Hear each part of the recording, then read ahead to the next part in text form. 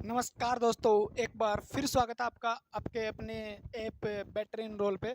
और आज हम पढ़ने वाले हैं। मैं बलवंत सरण आपको पढ़ाऊंगा साइंस के अंदर हमें रेगुलर क्लासें रहने वाली है, आपको पता ही है। और बहुत अच्छे तरीके से हम एक एक चीज़ को समझ के करने वाले हैं। अगर आपने ये वीडियो पूरी तरीके से अच्छे से देखोगे ना, अच्छे से प्यार से इसको देखोगे, तो मैं कहता हूँ आपका कोई भी डाउट नहीं रहने वाला है। आपको इस सब्जेक्ट से बहुत अच्छा लगाव हो जाएगा।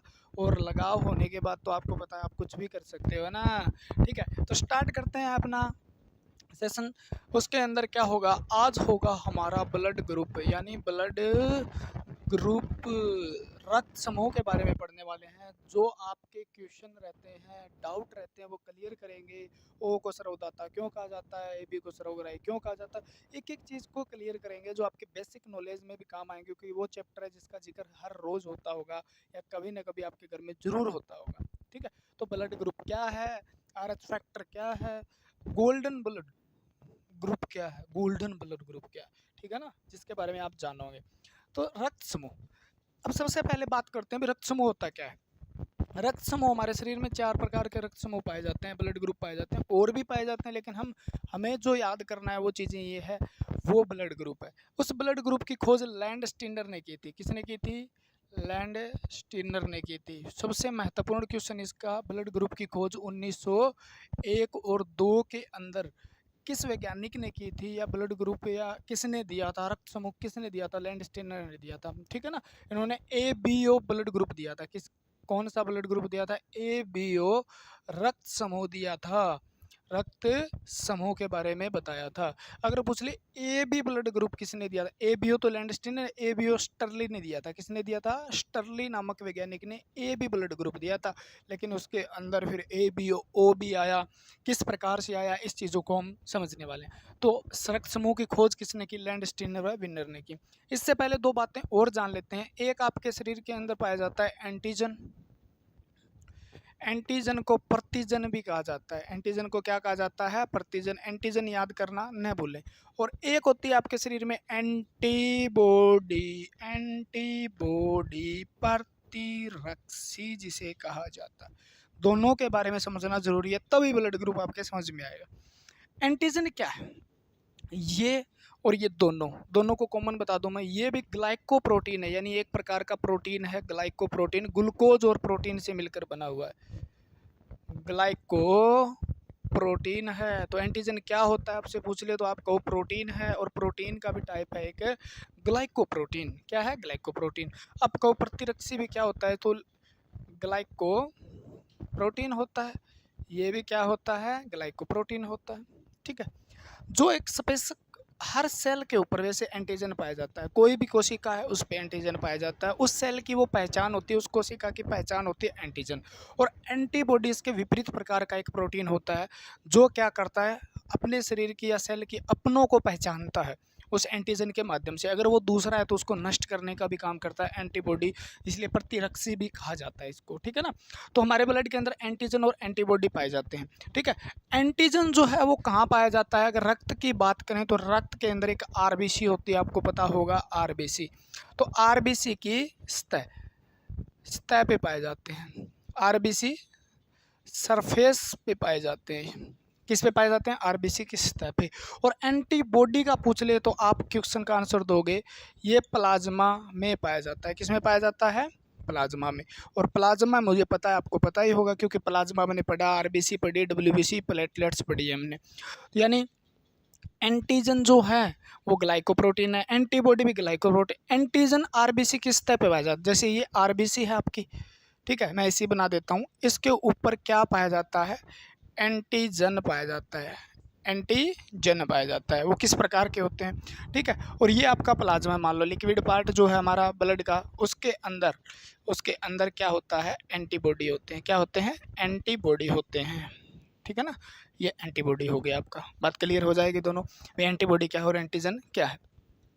अब एंटीबॉडी जो है वो आरबीसी की सतह पे पाए जाते हैं, और एंटीजन आरबीसी की सतह पे, और प्लाज्मा में क्या पाया जाता है? एंटीबॉडी पाया जाता है। अब दोनों का कार्य क्या है?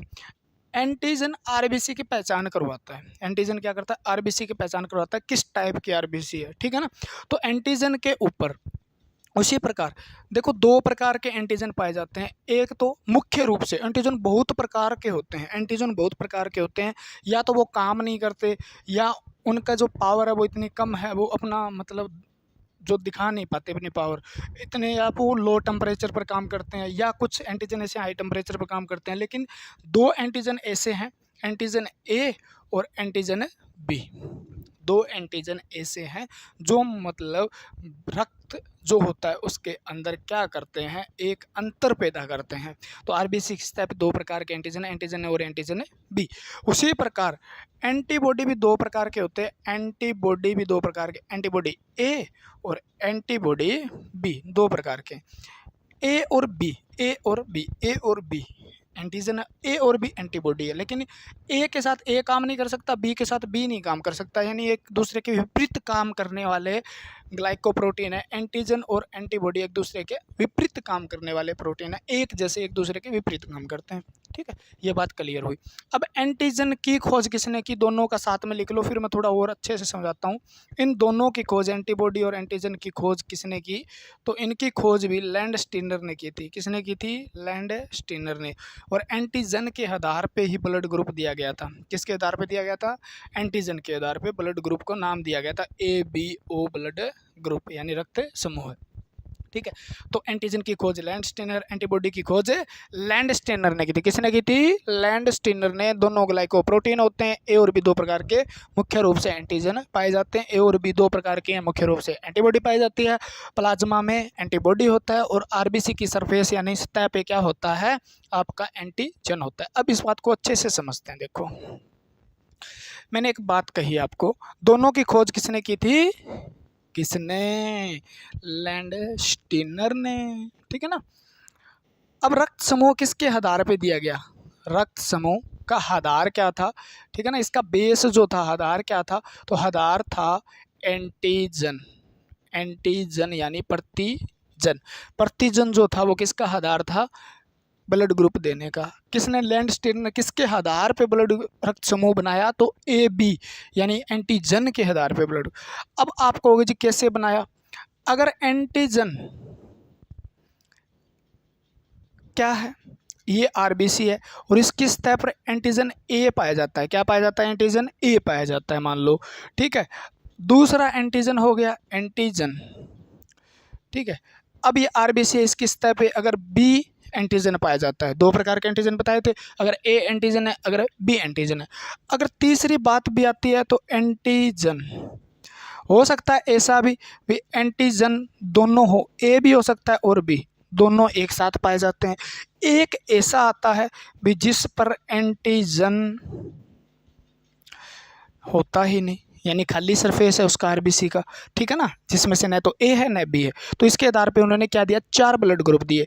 अगर एंटीजन A किसी आरबीसी की सतह पे लगा हुआ है तो उसका रक्त समूह यानी ब्लड ग्रुप जो है, ब्लड ग्रुप जो है वो क्या होगा, तो ब्लड ग्रुप क्या होगा, अगर एंटीजन A सरफेस पे लगा आरबीसी के, किसके, आरबीसी के, किसके, आरबीसी के, किसके, आरबीसी के, किसके, आरबीसी के। अगर A एंटीजन लगा है तो उस ब्लड ग्रुप का नाम क्या रख दिया, A। अगर ब्लड ग्रुप एंटीजन B किस पे लगा है तो आपका उसका आंसर क्या होगा, ब्लड ग्रुप B। और अगर दोनों लगे हैं तो ब्लड ग्रुप का नाम क्या दे दिया गया, AB। और अगर नहीं लगा हुआ है तो उसको 0 मान लिया गया। लेकिन सबसे पहले इसको C कहा गया था। आप कहोगे AB के बाद C आना चाहिए, वो कैसे है, पहले C कहा गया था, उसके बाद इसके अंदर बदलाव करके इसका नाम क्या रख दिया गया, O ब्लड ग्रुप रख दिया गया। ठीक है ना, फिर उसके बाद O रख दिया गया। यानी एंटीजन के आधार पे लैंडस्टीनर ने कितने रक्त समूह दिए थे, तो 4 रक्त समूह दिए थे, A blood group, B blood group, AB blood group, O blood group. ठीक है ना, कितने दिए, 4। इसके बाद और भी पाए गए। ठीक है, Bombay blood group, Indira blood group, आगे अलग अलग प्रकार, बहुत प्रकार के ब्लड ग्रुप पाए गए हैं। ठीक है, लेकिन मुख्य रूप से आपके NCERT के आधार पे, आपके पेपर के आधार से 4 ही ब्लड ग्रुप होते हैं, ABO। ठीक है ना। अब आपसे क्वेश्चन ये पूछ लिया जाता है, A ब्लड ग्रुप में कौन सा एंटीजन होता है, तो मैंने एक बात दिमाग में घुसा लो, एंटीजन के आधार ही तो ब्लड ग्रुप बना है, यानी A एंटीजन जिसमें है उसका नाम A है। ब्लड ग्रुप A में A एंटीजन होगा, B ब्लड ग्रुप में B एंटीजन होगा, AB में AB, दोनों एंटीजन होंगे, O में आरबीसी की सतह पे कोई भी एंटीजन नहीं होता, यानी जीरो कर लो आप, जीरो होता है मान लो आरबीसी की सतह पे। काम कंप्लीट हुआ। मैंने एक बात बताई, अगर आपने ध्यान से सुना हो तो, एंटीजन ए, एंटीबॉडी ए भी लिखता हूँ मैं, एंटीबॉडी ए के खिलाफ काम करता है, ये दोनों एक साथ नहीं रह सकते, ठीक है। अब यही बात मैं कह दूं, बी एंटीजन बी एंटीबॉडी के साथ नहीं रह सकता, क्योंकि ये एक दूसरे के खिलाफ काम करते हैं, बताऊंगा क्यों खिलाफ काम करते हैं, ठीक है ना। अब ए बी हो, मान लो ए बी दोनों एंटीजन है, तो न तो ए के साथ ए रह सकता, बी के साथ बी नहीं रह सकता, तो इसके अंदर एंटीबॉडी होगी ही नहीं, ठीक है ना। और ओ की बात करें अब, एंटीजन ओ जिसमें कोई एंटीजन नहीं है मान लो, तो उसके अंदर ए भी आ सकता है, एंटीबॉडी बी भी आ सकता है, क्योंकि एक दूसरे के विपरीत काम करेंगे जब ना कोई विपरीत वाला होगा। आप लड़ोगे किसके साथ? अगर कोई सामने नहीं खड़ा तो अकेले थोड़ी लड़ोगे, यानी सामने होने वाला चाहिए, लड़ने वाला चाहिए आपको। तो ए के साथ ए आ गया तो लड़ाई हो जाएगी, बी के साथ बी आ गया तो लड़ाई हो जाएगी। ए भी एक तरफ खड़े हैं, दूसरी तरफ कोई नहीं है, तो कोई चक्कर नहीं है। ए भी नहीं है, दूसरी तरफ ए बी दोनों है, कोई चक्कर नहीं है। समझ में आई बात? ठीक है। तो आप कहोगे जी इसके अंदर एंटीजन तो ये है, तो एंटीबॉडी कौन सा होगा? एंटीबॉडी कौन सा होगा? तो आप कहोगे जी एंटीजन ए है। आपने कहा ए के साथ ए नहीं आ सकता, तो ए के साथ कौन आ जाएगा? बी आ जाएगा, साथ खड़ा होने वाला चाहिए कभी कभी, ठीक है। एंटीजन बी है जी, तो बी के साथ एंटीबॉडी कौन सा नहीं आ सकता? बी नहीं आ सकता, तो दूसरा कौन सा बच गया? ए बच गया जी, ठीक है। अब कहो जी दोनों ही है, एंटीजन ए और बी दोनों हैं, सामने खड़े होने की हिम्मत किसी की नहीं है, ए और बी दोनों की नहीं है, ठीक है, तो दोनों नहीं होंगे, यानी एंटीबॉडी इसमें होती ही नहीं है ए बी के अंदर, ठीक है। ओ की बात करें तो ओ के अंदर यहाँ पे तो कोई नहीं है जी, कोई नहीं है जी, एंटीजन कोई नहीं है, तो ए बी दोनों साथ में आ जाएंगे, ए बी दोनों साथ में आ जाएंगे। तो आपसे क्वेश्चन इस प्रकार से पूछा जाता है, ध्यान से समझो इस बात को, समझने वाली बातें है कुछ नहीं इसके अंदर। ब्लड ग्रुप ए के अंदर कौन सी एंटीबॉडी पाई जाती है? बी एंटीबॉडी पाई जाती है। ब्लड ग्रुप बी के अंदर कौन सी एंटीबॉडी पाई जाती है? ए एंटीबॉडी पाई जाती है। ब्लड ग्रुप ए बी के अंदर कौन सी एंटीबॉडी होती है? कोई नहीं होती, कोई नहीं होती, ठीक है ना। और ओ ब्लड ग्रुप में दोनों एंटीबॉडी होती है, ए बी दोनों ए और बी दोनों एंटीबॉडी होती है। इस बात को आप जहन में घुसा लेना, ठीक है ना, क्योंकि ए के साथ ए नहीं आ सकता, बी के साथ बी नहीं आ सकता। अगर ए बी दोनों इधर हैं तो इधर कोई चक्कर ही नहीं है, ठीक है ना, कोई चक्कर नहीं है, कोई नहीं आएगा। अगर इधर कोई नहीं है तो इधर दोनों आ जाएंगे, बात कंप्लीट हुई ना, ठीक है। तो इस आधार पे 4 रक्त समूह बनाए गए, ए रक्त समूह, बी रक्त समूह, ए बी रक्त समूह और ओ रक्त समूह। 4 प्रकार के ब्लड ग्रुप होते हैं। तो लैंडस्टेनर ने 4 प्रकार के रक्त समूह दिए। कितने दिए? 4 प्रकार के रक्त समूह दिए। किसके आधार पे दिए? तो एंटीजन के आधार पे दिए, एंटीजन के आधार पे दिए, ठीक है ना। कौन कौन से होते हैं ये बात हमने कंप्लीट कर ली यहाँ पे। अब आप बात करो, अब मैं कहता हूँ मेरे को किसी को रक्तदान करना है, किसी को चोट लग गई, मान लो, समझने की कोशिश करना, किसी को चोट लग गई, उसका रक्त बह गया और ब्लड ग्रुप उसका कुछ भी हो और मुझे उसे रक्तदान करना है, तो सबसे पहले डॉक्टर कहेगा भी इस प्रकार का ब्लड चाहिए हमें, ठीक है। क्योंकि वो क्या देखता है? वो देखता है भी अगर ए ब्लड ग्रुप वाला व्यक्ति है तो उसको ए का रक्त चढ़ाया जा सकता है, क्योंकि उसके अंदर एंटीबॉडी बी है। मैं कहता हूँ उसको बी का चढ़ाया जा सकता है क्या? क्योंकि उसके अंदर एंटीबॉडी बी पहले से मौजूद है, और बी और चढ़ा दी जाए एंटीबॉडी तो क्या हो जाएगा? उसके अंदर एग्लूटिनेशन हो जाएगा, आपको उसके अंदर रक्त का थक्का जमना शुरू हो जाएगा अंदर ही, और पेशेंट जो होता है, रोगी जो है, जिसको रक्त चाहिए, वो मर सकता है भाई साहब, ठीक है ना, तो मर सकता है, ये बातें याद रखना। अब कहो जी एंटीजन ए बी है लेकिन इसमें एंटीबॉडी कोई नहीं है। अगर एंटीबॉडी कोई नहीं है मान लो, तो इसको किसी का भी रक्त दे दो, कोई फ़र्क पड़ेगा क्या? कोई फ़र्क नहीं पड़ने वाला, कोई फ़र्क नहीं पड़ने वाला, क्योंकि अगर देने वाले की एंटीबॉडी पर ज़्यादा प्रभाव नहीं होता। होता है क्या? क्योंकि उसका जो होता है ना, रक्त जो होता है, उसकी क्वांटिटी जो होती है बहुत ही कम मात्रा में होती है। क्या होती है? कम मात्रा में होती है, ठीक है। अब देखो एंटीबॉडी इसमें नहीं है और इसमें एंटीजन नहीं है, ठीक है ना।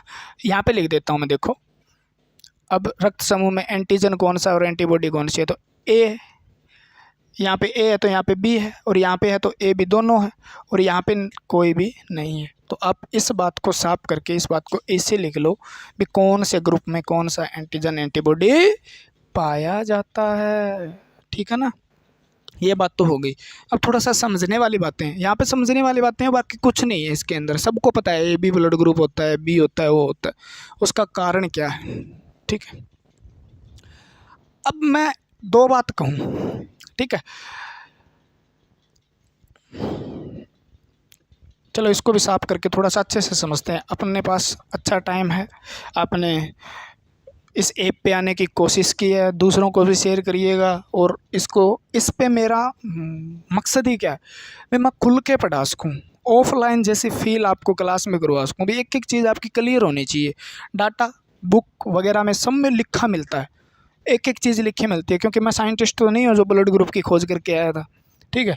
आपको वही चीज़ें पढ़ाई जाती है जो बुक्स में लिखी है, उसको आसान कैसे बनाया जाए, उसको समझा कैसे जाए ताकि लंबे समय तक याद रहे, वो मेरा काम है, ठीक है ना। तो मैं मेरी 100% देने का काम करूँगा कि किस प्रकार से आपको समझाया जा सकता है, ठीक है। देखो यहाँ पे लिखता हूँ बीजी ब्लड ग्रुप, यहाँ पे लिखता हूँ एंटीजन, यहाँ पे लिखता हूँ एंटीबॉडी। ए ब्लड ग्रुप है, बी ब्लड ग्रुप है, ए बी ब्लड ग्रुप है और ओ ब्लड ग्रुप है। आप कहोगे जी एंटीजन तो इसमें ए ही होगा क्योंकि इसके आधार पे बी होगा, ए बी दोनों एंटीजन है तब ए बी नाम रखा, और कोई नहीं है तो ओ रख दिया। अब कहोगे जी एंटीजन ए के साथ ए नहीं आ सकता तो बी आएगा, बी के साथ बी नहीं आ सकता तो ए आएगा, और दोनों है तो कोई नहीं आएगा, और कोई नहीं है तो दोनों आ जाएंगे, कोई फ़र्क नहीं पड़ता। यानी 4 रक्त समूह दिए गए। अब मैं कहूँ किसी के पास एंटीजन ए, इस बात को ऐसे समझो आप, एंटीजन ए है, ठीक है, एंटीजन ए है, और एक बंदे के पास एंटीजन एंटी बॉडी ए है, तो मैंने ये कहा एक दूसरे के अपोजिट काम करते हैं, विपरीत काम करते हैं, विपरीत प्रकार का प्रोटीन है, यानी ए के साथ ए नहीं आ सकता, ठीक है। अब मेरा एंटीजन ए है मान लो, और एंटीबॉडी किसी के पास ए है, अगर मैं इसको रक्त दूं, दान कर दूं मान लो एंटीबॉडी वाले ए को, तो क्या होगा, यहाँ पर एंटीबॉडी ए क्या करेगी, एंटीजन ए को नष्ट कर देगी, ठीक है। यानी मैंने एंटीजन ए वाला एंटीबॉडी ए वाले को रक्त दे दिया मान लो, तो क्या होगा, ये जो एंटीजन है यानी पूरी आरबीसी है उसका क्या हो जाएगा, वो हीमोलाइटिक एनीमिया हो जाएगा उसको, यानी उसकी आरबीसी फटना शुरू हो जाएगी, टूट जाएगी, कोई काम की नहीं रहेगी। तो हो सकता है उसकी, जिसको ब्लड दिया गया उसकी मृत्यु हो जाए, क्या हो सकता है, उसकी मृत्यु हो जाए, ठीक है ना। उसकी मांसपेशियाँ, उसका संकुचन हो जाए, वो सब धमनियों का संकुचित हो जाएगी और उसकी क्या हो जाएगी, मृत्यु हो जाएगी, ठीक है, क्योंकि एंटीबॉडी एंटीजन को पकड़ पकड़ के मार देगी, ख़त्म कर देगी, ठीक है ना। तो मेरे को एंटीजन ए वाले को कभी एंटीबॉडी ए वाले को रक्त नहीं देना है, ये बात रखना। मैं कह दूं यहाँ पे एंटीजन बी है मेरा मान लो, और एंटीबॉडी बी वाले को रक्त मैं कभी भी दान नहीं कर सकता, याद रखना, ठीक है। मेरे पास, ठीक है, एंटीजन ए बी दोनों है, तो मैं न तो एंटीजन ए वाले को रक्त दान कर सकता हूँ, न ही एंटीजन बी वाले को रक्त दान कर सकता हूँ, याद रखना। ये बात अगर समझ में आई तो आप याद रखना इस बात को, ठीक है। देखो क्या होगा, अब मैं ये बात कह दूं भी ब्लड ग्रुप ए वाले को अगर रक्त चाहिए यानी उसको दान करना है, तो वो किसको दान कर सकता है, वो किसको डोनेट कर सकता है, और किसका एक्सेप्ट कर सकता है या किसका ग्रहण कर सकता है। तो आप सीधा सीधा कह दोगे जी किसका रक्त ग्रहण कर सकता है, तो आप थोड़ा सा दिमाग पे जोर डालना, पूरा जोर डालो, पूरा का पूरा, ठीक है ना। यानी मैं दान करने वाला हूँ, आप लेने वाले हो रक्त, मैं दान करने वाला हूँ, तो आपका ब्लड कौन सा हो सकता है, मैं किस किस को दान कर सकता हूँ, यानी सामने वाले का ब्लड ग्रुप क्या हो सकता है, तो मैं दान कर सकता हूँ।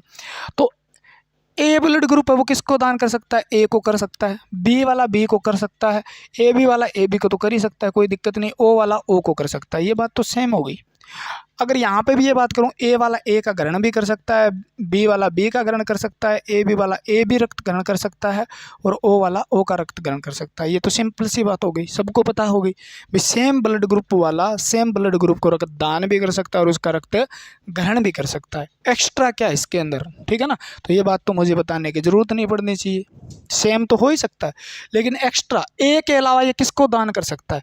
अब इसमें देखो, एंटीजन ए है इसके पास, एंटीजन ए वाले को रक्त दान नहीं कर सकता ये, ठीक है, बी वाले को कर सकता है।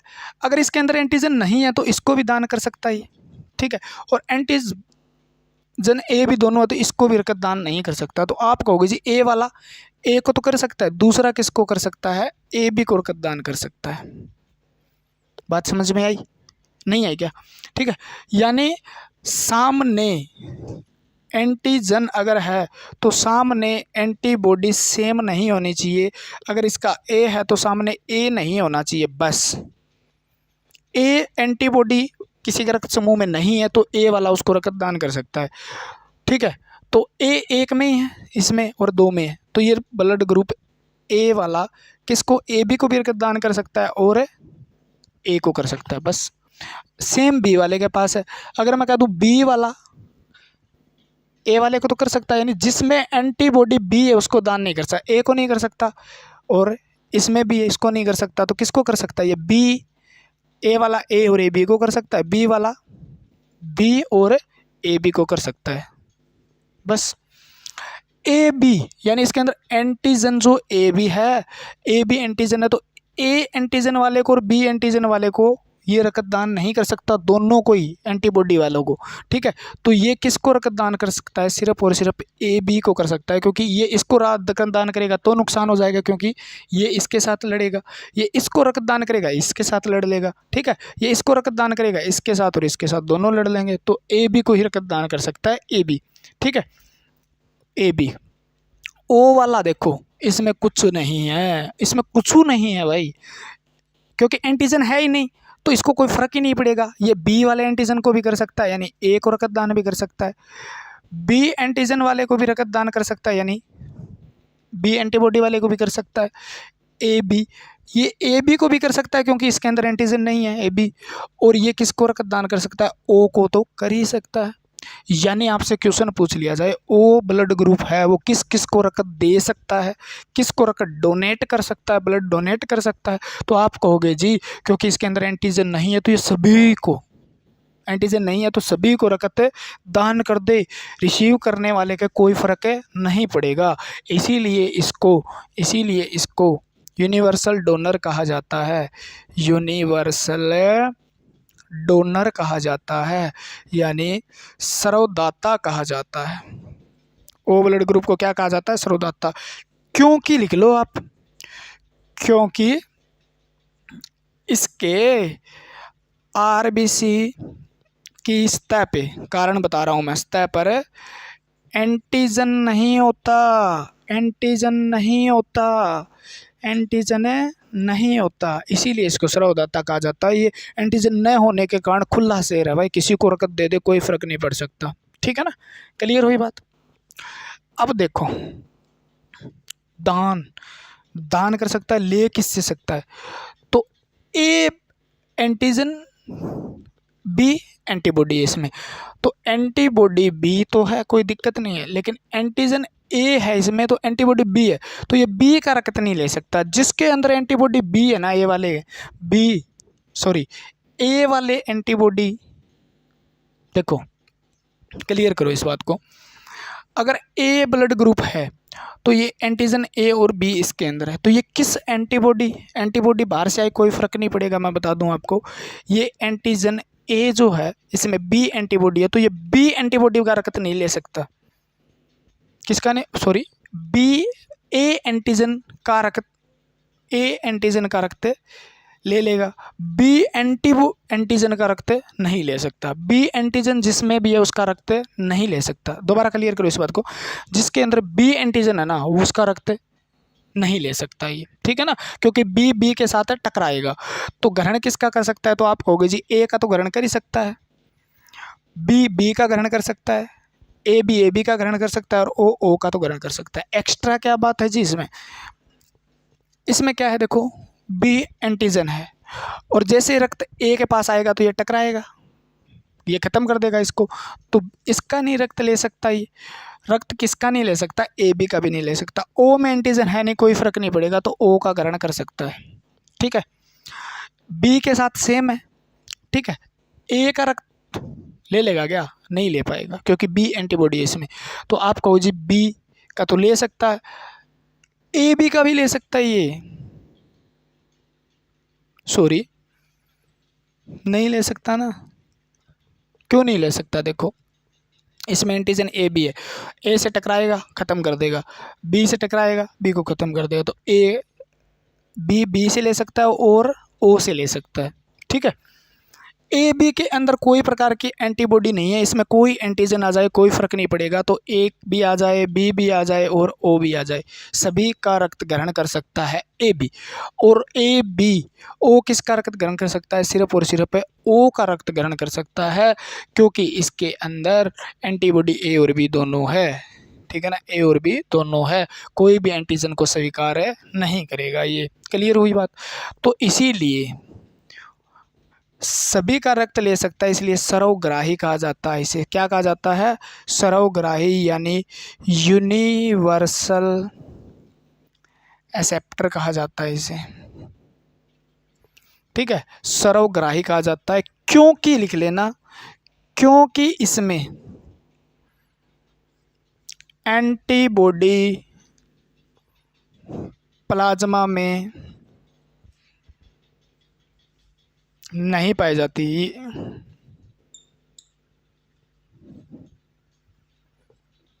ठीक है, इसीलिए इसको सर्वग्राही कहा जाता है, क्योंकि किसी का भी एंटीबॉडी ना होने पे लड़ने वाले सैनिक ही नहीं है इसके पास, तो ये किसी भी एंटीजन को ग्रहण कर लेगा, कोई फर्क नहीं पड़ेगा। तो ये बात थी आपकी, लिख लेना इसको, ठीक है। ग्रहण किससे कर सकता है, दान किसको, समझाने की मैंने कोशिश की है पूरी की पूरी। अगर आपको फिर भी समझ में नहीं आया तो मैं क्या कर सकता हूँ, दोबारा समझा सकता हूँ, ठीक है ना। वो आप कमेंट करके बता देना, अगले वीडियो में समझा देंगे, या क्वेश्चन करवाएंगे ना कभी आपको तब समझा देंगे। और क्वेश्चन करवाने ही है क्योंकि प्रैक्टिस आपके लिए मोस्ट इंपॉर्टेंट है, तो प्रैक्टिस भी आपकी करवाई जाएगी, आप निश्चित रहिए। नोट्स भी आपको दिए जाएंगे, तो आप निश्चित रहिए, ठीक है ना। और मैं कहता हूँ विद द बेस्ट ये रहेगा, अपने नोट्स अपने आप बनाओ जो जल्दी से जल्दी रिवाइज किए जा सकते हैं पेपर के समय, ठीक है। तो ये बात तो दो याद रखने ही है आपको। तो ये रक्त समूह था आपका, ठीक है। बॉम्बे ब्लड ग्रुप याद करने की ज़रूरत नहीं है आपको, इंदिरा भी याद करने की ज़रूरत नहीं है, बॉम्बे में सबसे पहले पाया गया इंदिरा इंडिया, राकेश नामक एक वैज्ञानिक वो लड़का था, उसमें सबसे पहले पाया। वो चीज़ें आपसे नहीं पूछी जाती है एग्जाम में, तो कचरा इकट्ठा करने का फ़ायदा नहीं है। उसके बाद आता है आपका RH फैक्टर, क्या आता है, RH फैक्टर आता है आपका, ठीक है। RH फैक्टर जो है उसकी खोज की थी लैंडस्टीनर व विनर ने की थी।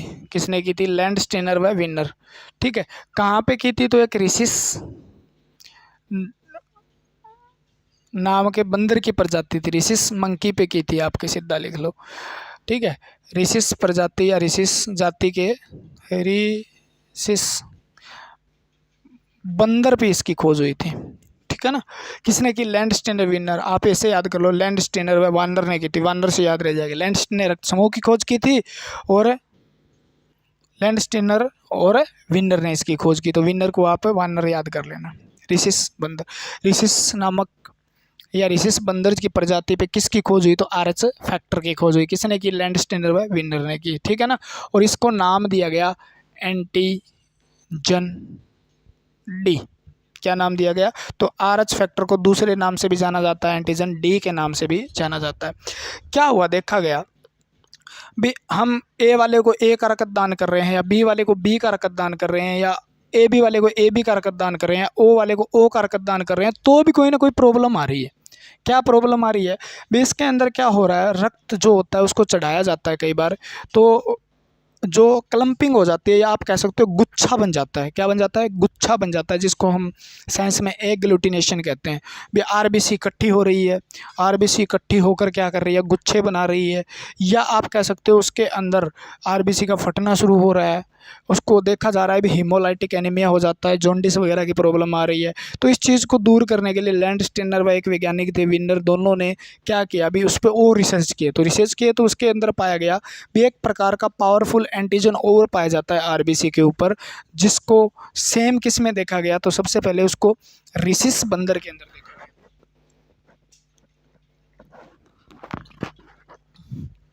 ठीक है, उसको किस में देखा गया, रिसिस बंदर पे। तो उसकी आरबीसी के ऊपर एक एंटीजन पाया जाता है, मान लो वो एंटीजन उसको डी नाम दिया गया। क्या नाम दिया गया, एंटीजन डी नाम दिया गया। किस पे पाया गया, रिसिस, और उसका RH उठाया गया। क्या उठाया गया, उसके नाम पे इसको क्या रख दिया गया, RH कारक नाम दे दिया गया उसको।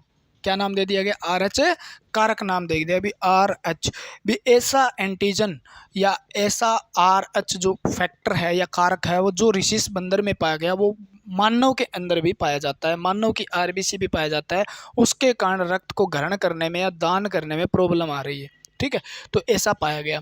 तो यानी जिसके अंदर ये एंटीजन डी पाया गया आरबीसी की सतह पे, क्या पाया गया, एक एंटीजन और पाया गया, एंटीजन डी पाया गया। किस पे पाया गया, आरबीसी की सतह पे। याद रखना एंटीजन डी या RH फैक्टर जो होता है वो कहाँ पे मिलता है हमें, तो आरबीसी की सतह पे मिलता है, सरफेस में मिलता है उसके। ठीक है, अगर ये एंटीजन किसी के अंदर प्रेजेंट है, मान लो जैसा बंदर के अंदर प्रेजेंट था वैसा ही मानव के अंदर प्रेजेंट है, तो उसको क्या कह दिया गया, उसको RH पॉजिटिव बोल दिया गया। क्या बोल दिया गया, RH पॉजिटिव। ठीक है, और जिसके सतह पे नहीं पाया जाता उसको RH नेगेटिव बोल दिया गया। यानी जिसके अंदर एंटीजन डी मिलता है उसको पॉजिटिव, और एंटीजन डी नहीं मिलता जिसके अंदर, उसको नेगेटिव कहा गया। यानी आरबीसी की सतह पे एंटीजन डी है तो उसको क्या बोला गया, उसको पॉजिटिव बोला गया, और जिसकी सतह पे नहीं है उसको क्या बोला गया, नेगेटिव बोला गया। ठीक है ना, तो आपको इसके आधार पे फिर 8 ब्लड ग्रुप मिल जाते हैं। कितने मिल जाते हैं, 8 ग्रुप। अगर मैं कह दूं ब्लड ग्रुप आपका ए है, ठीक है, ब्लड ग्रुप ए है और उसकी सतह पे एंटीजन डी प्रेजेंट है, मान लो डी प्रेजेंट है, तो आप इसको क्या कह दोगे, ए पॉजिटिव ब्लड ग्रुप है। तो आपने सुना भी होगा A positive, B positive, O negative, B negative, A B negative, B positive, इस प्रकार के आपने रक्त समूह सुने होंगे। ठीक है, तो अगर एंटीजन डी उसकी आरबीसी की सतह पे प्रेजेंट है ए के, तो ए पॉजिटिव बोला गया। उसी प्रकार अगर एंटीजन डी बी पे प्रेजेंट है तो उसको बी पॉजिटिव बोला गया। अगर ए बी पे प्रेजेंट है, मान लो एंटीजन डी लगा हुआ है, तो उसको ए बी पॉजिटिव बोला गया। और ओ पे अगर ऐसा पाया जाता है तो उसको क्या बोला गया, ओ पॉजिटिव बोल दिया गया। ठीक है, अगर ये बात नहीं है भी एंटीजन इसके ऊपर नहीं पाया गया मान लो, तो उसको ए नेगेटिव बोला गया। अगर इस पे नहीं है तो बी नेगेटिव बोला गया। इसके ऊपर नहीं है तो उसको बी ए बी नेगेटिव बोला गया, और इस पे भी नहीं है तो उसको ओ नेगेटिव। यानी इस प्रकार से 4 और +4 कितने ब्लड ग्रुप हो गए। RH फैक्टर के आधार पे कितने रक्त समूह होते हैं, RH फैक्टर के आधार पर कितने रक्त समूह होते हैं, तो आपका आंसर क्या है, 8 रक्त समूह होते हैं। कितने होते हैं, 8 रक्त समूह होते हैं। ठीक है ना, तो यानी लैंडस्टेनर और विनर ने ऐसी खोज की जो आरबीसी की सतह पे एक अलग प्रकार का ग्लाइकोप्रोटीन जिसे एंटीजन नाम दिया गया, एंटीजन डी नाम दिया गया, जो मंकी के अंदर था वो मानव के अंदर है तो उसको RH पॉजिटिव बोला गया, और जिसके अंदर वो प्रेजेंट है उसके ब्लड ग्रुप को भी क्या बोल दिया गया, पॉजिटिव। जिस के अंदर RH फैक्टर नहीं है यानी एब्सेंस है तो उसको क्या बोल दिया गया, नेगेटिव। उसके ब्लड ग्रुप को क्या बोला गया, फिर नेगेटिव बोला गया। ठीक है ना, यानी ए पे प्रेजेंट है तो ए पॉजिटिव, ए पे नहीं है तो ए नेगेटिव बोला गया। 8 ब्लड ग्रुप हो गए। ठीक है ना, तो इस प्रकार से उसको बोला गया। क्लियर हुई बात। तो RH पॉजिटिव नेगेटिव का आपको पता चला भी RH फैक्टर होता क्या। इसके आधार पे आपको ब्लड, आप रक्त दान भी कर सकते हो और किस प्रकार कर सकते हो उसका भी फिर ख्याल रखना पड़ा, RH फैक्टर का भी। देखा गया भी किसी भी RH पॉजिटिव वाले का रक्त RH नेगेटिव वाले को दान किया जाता है। देखा क्या गया भी RH पॉजिटिव वाला नेगेटिव वाले को रक्त दान करता है तो वो क्या कर सकता है, एक बार में कोई फर्क नहीं पड़ता। ठीक है ना, यानी वो कितनी बार रक्त दान कर सकता है, एक बार तो रक्त दान कर सकता है। ठीक है, कोई फर्क नहीं पड़ा। ऐसा दोबारा करने पर क्या हुआ, ऐसा दोबारा करने पर क्या देखा गया भी RH नेगेटिव को रक्त दान RH पॉजिटिव दोबारा करता है तो देखा क्या गया भी इस RH पॉजिटिव की आरबीसी जो है वो क्या हो रहा, आरबीसी। ठीक है, आरबीसी क्या हो गई, आरबीसी का ब्लास्ट होना शुरू हो गया और इसको क्या मिल गया, आरबीसी रैप्चर होने स्टार्ट होगी या फटनी स्टार्ट हो जाती है। ठीक है, आप ऐसा करना शुरू, आरबीसी ये थी, इसके टुकड़े होने शुरू हो गए, 2 टुकड़े हो गए मान लो, तो ये आरबीसी कोई काम की नहीं।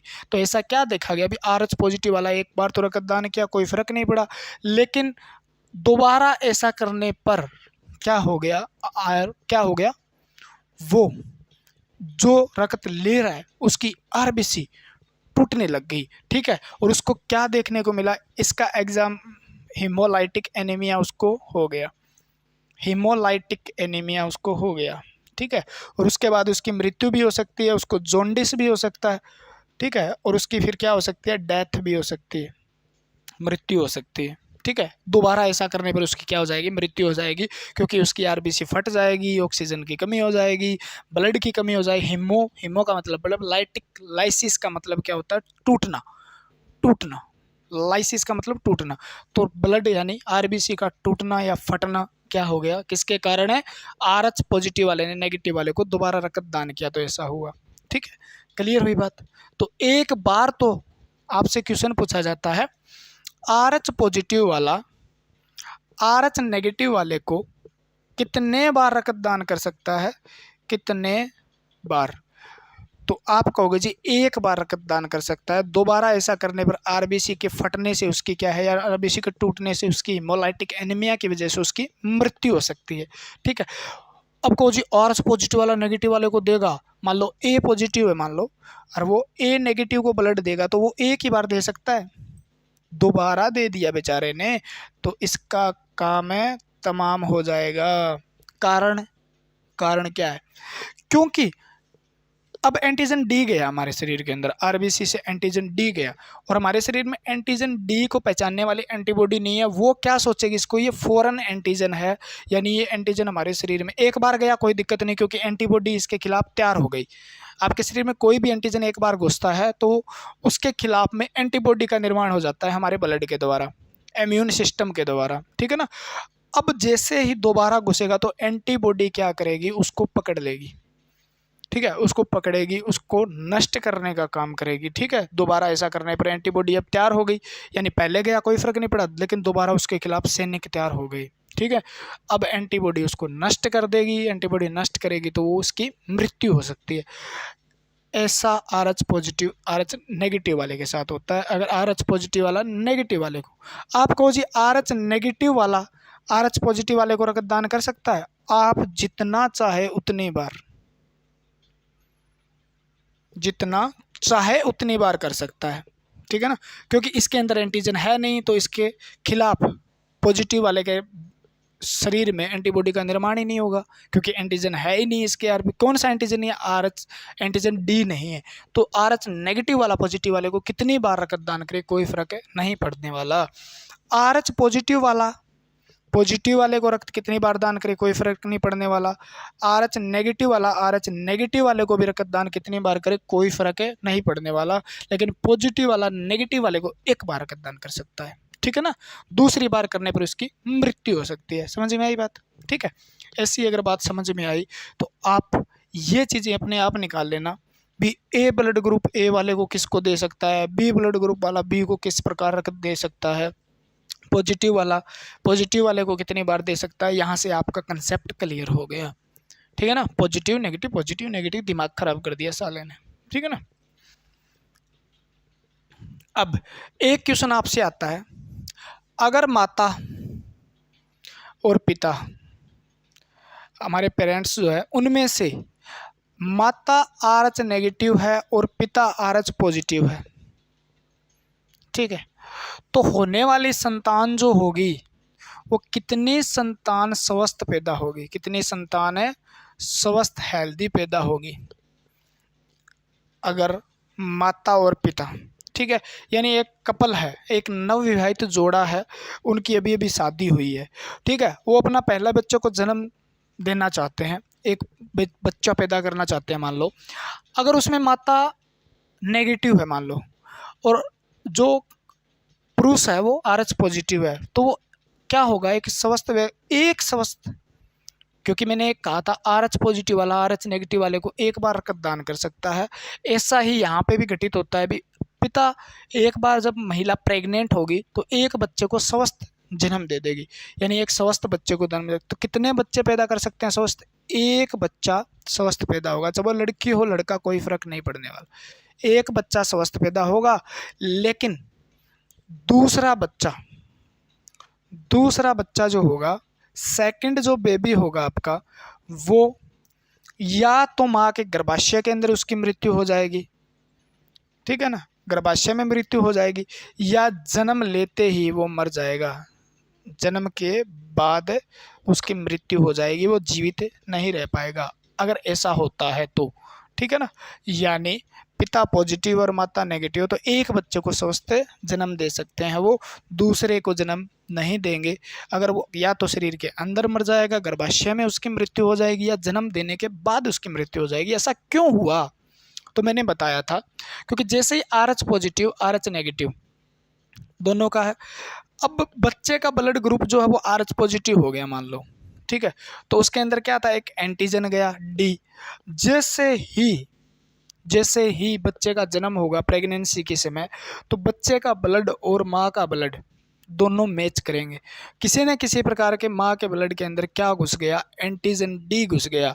अब माँ के शरीर में एंटीजन D के खिलाफ एंटीबॉडी का निर्माण हो गया। क्या हो गया? एंटीबॉडी का निर्माण हो गया। अब उस शरीर में एंटीबॉडी का निर्माण हो गया, जैसे ही सेकंड बच्चा होगा मान लो, तो वो क्या होगा, एंटीजन D के खिलाफ माँ के शरीर के अंदर एंटीबॉडी जो है उसके खिलाफ कार्य करेगी और उसके शरीर के अंदर ही मृत्यु हो जाएगी, गर्भाशय में ही मृत्यु हो जाएगी।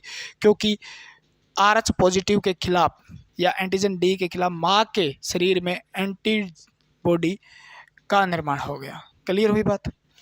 तो एक बच्चा स्वस्थ पैदा होगा, दूसरा बच्चा किस रोग से मर जाएगा, कौन सा रोग हो जाएगा, तो उस रोग को बोलते हैं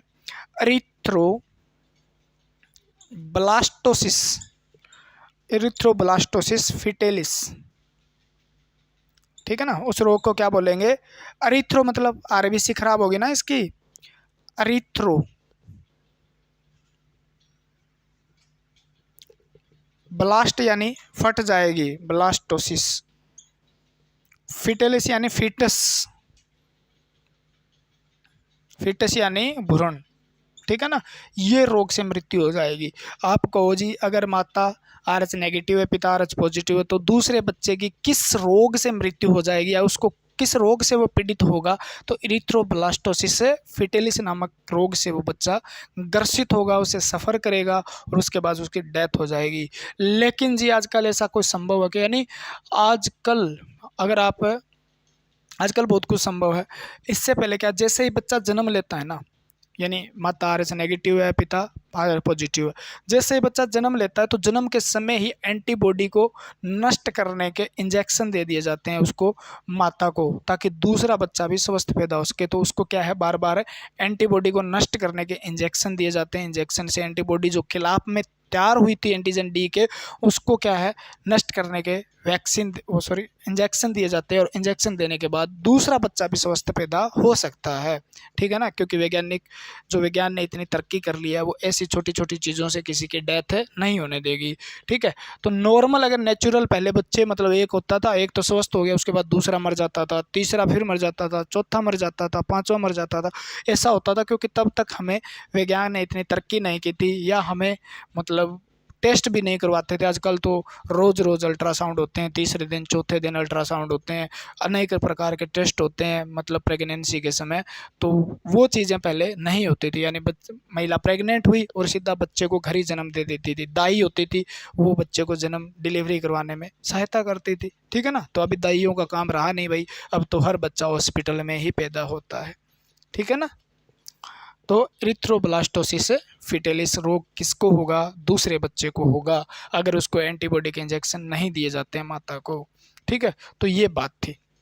क्वेश्चन इस प्रकार से पूछा गया था एक बार, कौन सा जोड़ा विज्ञान की दृष्टि से, कौन सा वैवाहिक जोड़ा